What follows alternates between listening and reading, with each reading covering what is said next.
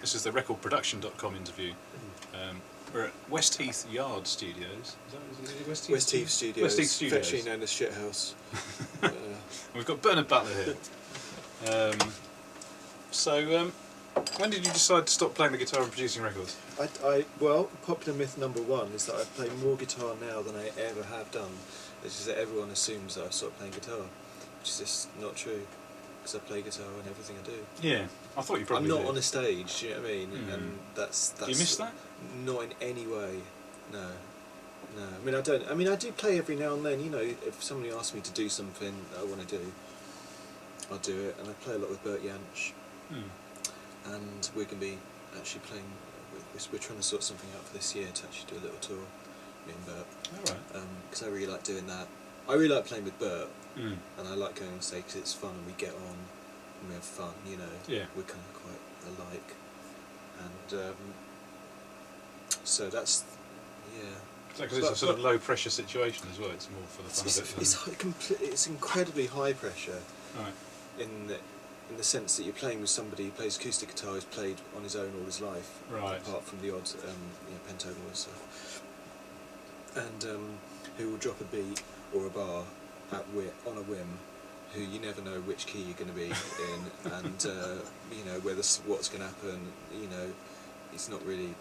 I suppose musical pressure is a good pressure, really. Yeah, so that's why I love it. So it. basically, every time I play with Bert, I'm improvising completely. Yeah. I have a couple of things worked out that I know I'm going to do. Yeah. Places I know I can go to, but you know, I know I'm in a ballpark, but there's no such thing as a riff with Bert, or you know, completely improvised.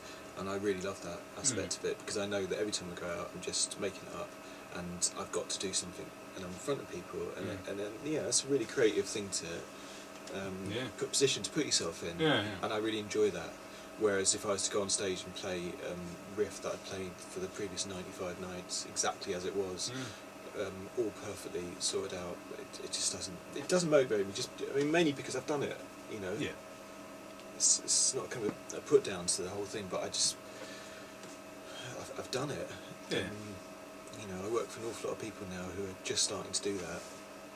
And I don't want to think I'm a sad case, you know. So if you're playing guitar on all these people's records, well, how I mean, I do, and I don't. I mean, basically the rule is if I'm writing, generally if I'm writing, or if there's a solo artist involved or something, then I'll be, you know, and if there's no one else to play, I'll be playing, you know, so I'll be playing guitar or whatever, you know, bass or piano and all the rest of it. Of course. But if it's a band, you know, I mean, I won't touch a guitar if it's a band. That's an absolute rule. If there's a guitarist in a band, then I absolutely, it's the stone cold rule. Yeah. That I won't touch a guitar. Yeah. Is that to avoid intimidating them? Well, no, I intimidate them. Obviously, that's part of the process. But I think, you know, some people are intimidated. If you're a guitar player, some people I know are going to be fairly intimidated just by the fact they're working with a producer who's known as a guitar player, and that's totally natural. But it's no, it's not an intimidating process. I mean, it's great fun. I mean, I really enjoy having somebody. I mean, where we are now, this is normally where I would be sitting here, and I'd have a guitar player here next to me, and you know, with a bank of pedals and stuff, and I'd be getting them to play something, and I'd be running through to the room, the live room, and sending a line out, and just going through amps, just having fun while they're playing. And normally they don't really know what I'm doing, you know, and pulling the mics around and setting up room mics and all the rest of it, and then coming in here and then getting on the desk and getting on the channel and going on the EQ. So you've become a recording engineer as well as a producer? Yeah, I mean, yeah, pretty much, yeah. Yeah. Not by choice, really, it's just turned out that way. But it's quite easy here. But with a guitar player, that's really good fun. I really love that, because the great thing about it is if you're actually playing, you're kind of thinking that would be good. Oh, if I lean down and adjust the pedal, and then I'll start playing it, and then what if I change the amp? And you know, but actually, and that's all a massive hassle when you're a player. But when you've got a player playing there, and I'm constantly adjusting the sound as they're playing this thing over and over again. One, it's really quick, because I know my amps, I know my guitars, and all that kind of stuff. And two, it's really lovely to hear something evolve. You know, great sound. You know, for both people. Yeah. And I know how guitar players work. I know that you have to have a great sound for it. It completely affects you're playing. Affects the feel of your fingers and everything. It just has quite an impact, I think. I've always felt that as a player, having stood in studios in front of SSLs, plugged into a nasty DI, and known how awful it makes you feel. I make sure that we know we're going to get great guitar sounds. And that's just with the guitar side of it. Does that translate to doing things like doing vocals as well? Do you? Yeah, I mean, headphone mixes and things and. No, headphone mixes are a joke really here. I mean, we kind of, but there isn't really anything such a headphone mix. You hear what you hear, and if you don't like it, you don't like the record. But that's not my choice. I'd love it, but that's just the way it is here. It's kind of like it's one of those things that you can't change in the studio. But I mean. So do you generally work here most of the time these days? And this is your 95% of the time. I'm here every day. Is like my day job. Why is that? Is this? It's Edwin's studio, isn't it? It's Edwyn Collins' studio. Edwin had a stroke a few years ago, which 3 years ago I think it is now, which he's recovering from, and has recovered a certain amount from. But at that point, he was in hospital for 6 months, and the studio was empty basically for 6 or 9 months.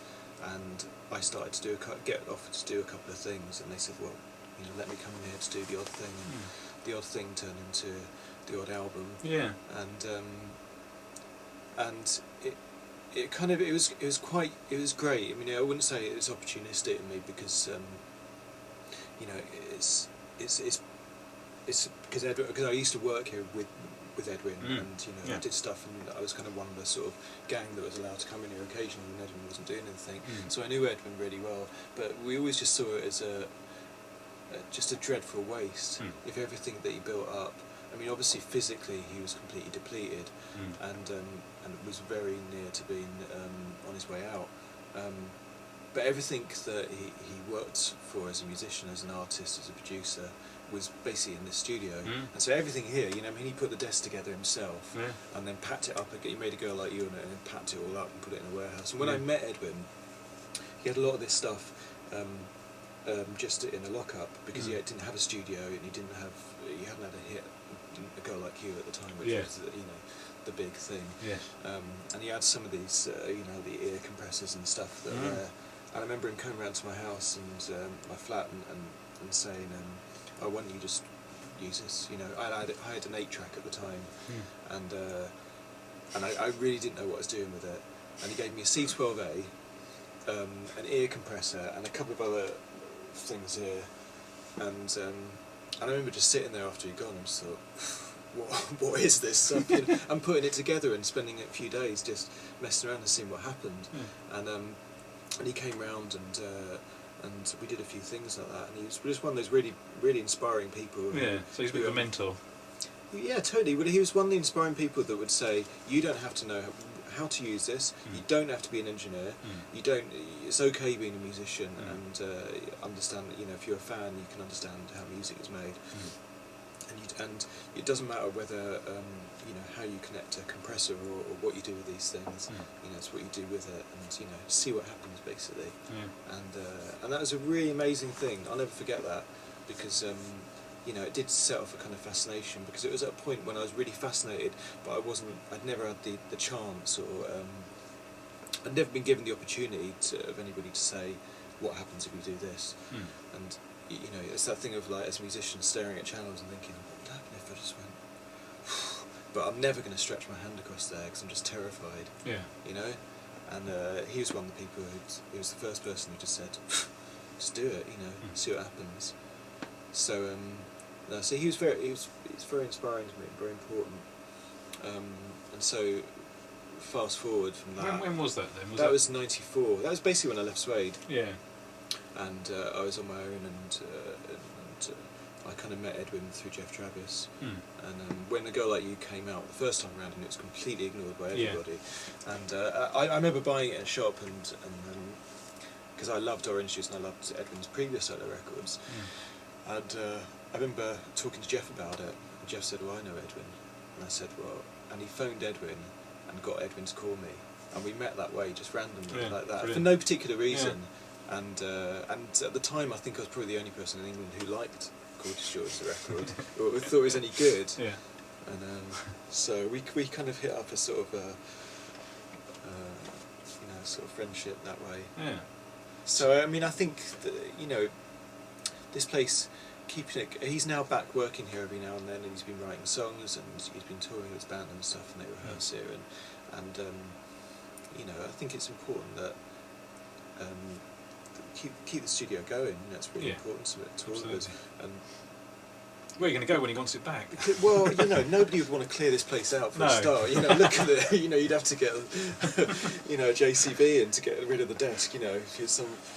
But I think the amazing thing about it, I'm not sure if I think he really appreciates it now more, because he comes down and the big bands with me, generally younger bands. Who've never seen a tape machine, and if they've seen a studio, they might have seen a little, little Pro Tools, one of those little Pro Tools desks or something, that digital design things or something like that. And the odd brand new shiny compressor, but just nothing like the kind of rubbish you see here. But most important, in my experience of going to studios, commercial studios, is you walk into an empty room. And you see shiny surfaces where you don't know where to put your kind of beer down, and all that kind of stuff which you want to do when you're 21, and this place is absolutely full of gear. When I always say to people, if you're coming here, try not to bring any equipment. Which came first, Duffy or Charlene Spiteri? What do you mean? Which one did you work on first? Working on Duffy, yeah. Did you did Duffy first? Yeah, right. yeah. I wasn't sure. I thought you'd maybe started the Charlene thing. Oh no, I only did a couple of tracks. Charlene was there. That was just right at the end of the album. She'd done most of it, and they were just looking for a few extra things to happen, and called me then, and we did 2 weeks, just under 2 weeks. And it was great actually. I really love Charlene. She's really lovely, and Johnny McElhone.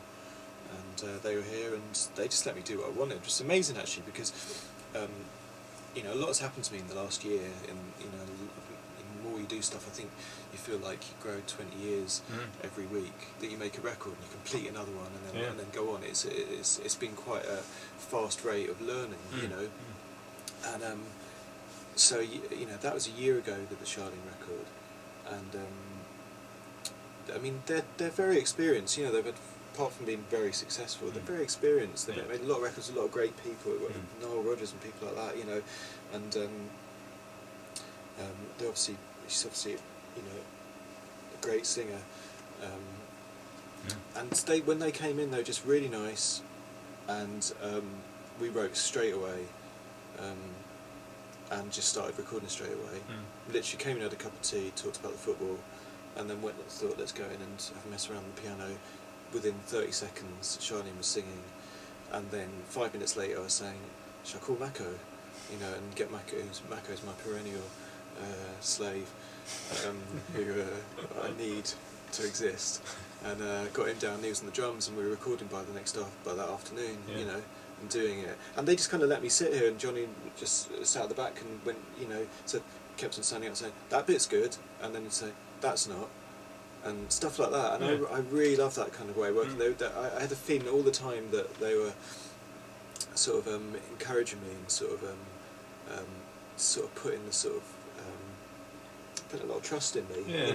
That's a really nice thing to feel. I think it's the best thing you can feel as a producer, when you feel their trust, and you feel you've broken that element where people actually trust you, because it obviously pushes you forward. When everyone's nervy, then that's not such a good thing. So no, they were a joy to work with, absolutely. So you started Duffy quite a long time ago now, then, really? Yeah, I mean, Duffy started about how did that come 3 years ago. It started because through Rough Trades, who I'm managed by, I was in the office one day.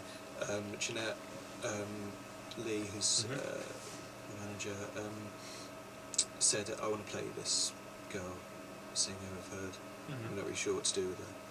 And she played me a track, and it was nice. It was a nice song, but very kind of acoustic, and she obviously had a great voice, but it was quite sweet, what I heard, and didn't mention it again. A couple of days later, Jeanette said, "Duffy's here. Do you want to come and meet her?" And so I went down there to meet her anyway, and she was, character straight away. Yeah. You know, she's a huge personality. Yeah. And I just, the first thing I thought of was, at that time there'd been a period when there was a lot of female singer, pretty girls with acoustic guitars fluffing around in fields, you know, and singing sweet things about their boyfriends and stuff, all on Radio 2. And that I really wasn't interested in. It was all, so the Minnie's records are all nice, but just too overly feminine, if you know what I mean, too sort of syrupy. We're talking about Katie Malou here, aren't we? Well, And stuff like that. stuff like that, yeah. I wouldn't say specifically. I mean, they're all good and everything. It's just not my cup of tea. Yeah. You know, and it always bothers me that there's so many great female artists that are just devastating with their music. Well, the impact that Aretha Franklin has had. And Patti Smith has had, put those two together from completely two different worlds. That, you know, their music's devastating and completely feminine, and you know, just had a huge impact. And I just don't understand the idea of just sort of you know, I just felt it was a real thing that just really dull. But it's marketing, isn't it? I suppose it's the I guess different it is, companies think that that's what people want. They think, yeah. I guess it's an easy angle, isn't It's it? not going to offend anybody. Yeah, that's it. Yeah. Music for people who don't like music. Yeah. Because you're obviously a big music fan, and I mean, one thing, this is when we were skipping through your show reel at the MPG judging session. Yeah. It was every track was like really exciting in the first 10 seconds. They were all kind of we were all jumping out the speakers. I like a good intro. Yeah. The first, I always say to singers, the first line's the only important one, because I think that's true. I think once you're in, once the door's open, you're in. I think when you hear a singer open their mouth and the first line, it's got to be great. The lyrics got to be great. The delivery's got to be great, and it's got to grab you. It's hard to get a performance on the first line, isn't it? Because they haven't warmed up. They're opening their mouths for the first time. Yeah, it's true. What do you do? Do you get them to sing the first verse and then do it again? Just depends who it is. You know, it really depends who it is. I mean, that's the other great thing about computers is, particularly vocals. Computers are great because you're just getting everything.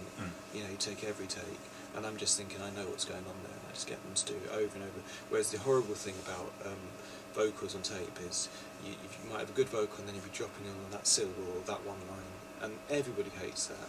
You know, and with computers you can be running from start to finish with a song over and over again as much as you want, and people will feel they're inside a performance. You know, they're singing the song, not just one line.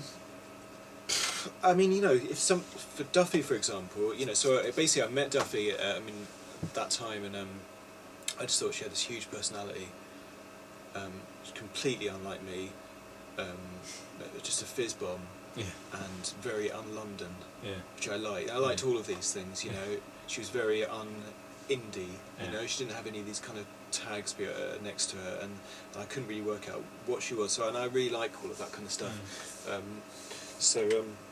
And we met the next day, and the first thing we did was a track that became, there was Rock Ferry, which is the title track on that record, and we'd done that in an hour, within an hour of meeting really, and the vocal she sang on that is the only time she ever sang it was that day. We did it in Mako's little, Mako's got a little studio where it's basically a room with his drums in it. What we did is I had the riff, and the riff is a cycle riff. The whole point is that the song is in 3 parts. There's no chorus. It's just a big riff that moves. It's 2 chords that move down and then up in 2 stages, and that's it. And then, but the whole thing I wanted to do was to get somebody who'd go up and up and up. And so each little phase, you'd turn the page and they'd go up a fifth, and then finally they'd go up an octave, and that was it. And it's very conceptual. So she wrote the lyrics, presumably. Yeah, and she just started singing there and then, and we talked about it, and we talked about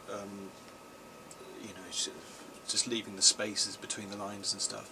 And I remember, we did a little bit at the first verse, and I said, right, let's just do exactly the same thing now, just do the next bit. And we talked about the whole thing of being a journey through the song, and that trip of the whole thing. She's talking about trains and going somewhere. It's all very literal, the whole thing, it's really amazing. But because you could only do that with someone like Duffy, anybody else would be like, be crawling into the corner, thinking that's so literal and so corny, to do that. But for her, she totally got it. When I was talking about it being something that went somewhere musically, she was like, well, I'm talking about someone who goes somewhere, literally, and she sang it. Right. And so had you laid down that piano riff before she sang it? Yeah. So I laid down the piano riff, and I was just playing the guitar, and the guitar is the guitar that's on played live with the vocals. Basically, yeah. Right. But we did one verse. Then I said, right, let's now move it up. And she's like, I'm not sure about that. And we did it, and so it was quite bluesy, and it went up a fifth or something. And then I said, this is great. And she's like, I'm not sure about this at all. And I said, great, because now we're going to go up the octave, you know, do the whole way. And she's like, I hate this.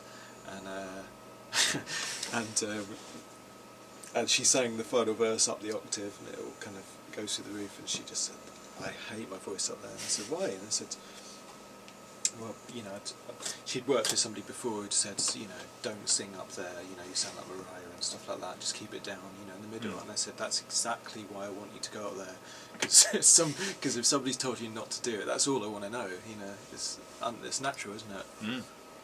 And that's what she did, and we did it, so we sang it in 3 parts, and I recorded it that day, just with the click and the piano and a bit of the guitar, and that's, she never sang it again. And I recorded that, and then took it away, and I put the drums behind it and stuff, and I put the kind of crude sort of drum loop behind it at home,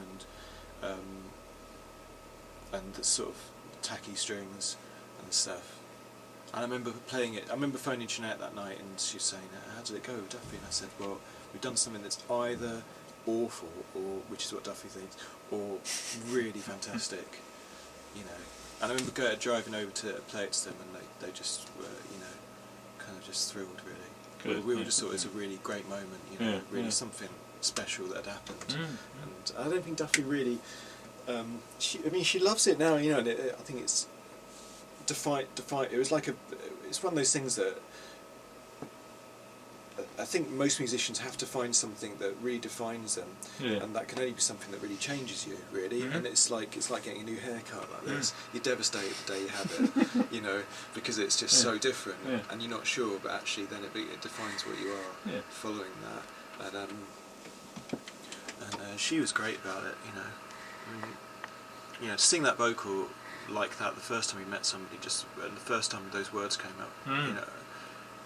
It's just phenomenal, I think. Yeah, it's one of the real high points. Yeah. For me, that's the essence of everything I do, that I've done or wanted to do, just to be able to meet somebody who you don't know at all, who doesn't know anything about me, in a very quite cold situation, and do something really just stunning that's you know, completely improvised, you know, and just doesn't sound like anything else, really. Yeah. So that's Duffy. That's me and Duffy. Yeah. Well, you're obviously very good at putting people at ease. Because that can be an awkward thing. If you've just met somebody, doing a vocal can be, you know, an awkward situation. Which is good, I think. I always sort of say to people, I always try and avoid meeting people before we work together, because I know I'm going to put them off. You know? You know, the sociable side is just going to destroy it. I'll say something stupid, or you know, we'll end up. They'll want me to be an entertaining character, and I just won't be. You know, I won't live up to it. You know? I think you naturally are, though. No, I don't think so. Not in the way that I think people want you to be, Mr. Hey, let's have lunch, you know, and let's talk about, you know, your hair or something, or go shopping. I'm just not interested in most people in that way, you know. And I just say that I'm not interested in you apart from what you can do musically, because I've got friends already. You know what I mean? I always say I'm not here to make friends. I've got some. And none of them sing, but you know, it's you know, we're here to do something, and I think often that's scary for people. It's scary for me, and I always kind of make out that I'm not scared at all. But generally, you know, if I was here and I was working with somebody, we'd just go into the piano room, and people would either you know, once I start banging away and sort of trying to think of ideas and stuff, they either sort of run out the door terrified, or they start singing out of terror. And I think normally, recently anyway, that works. I've had no one leave.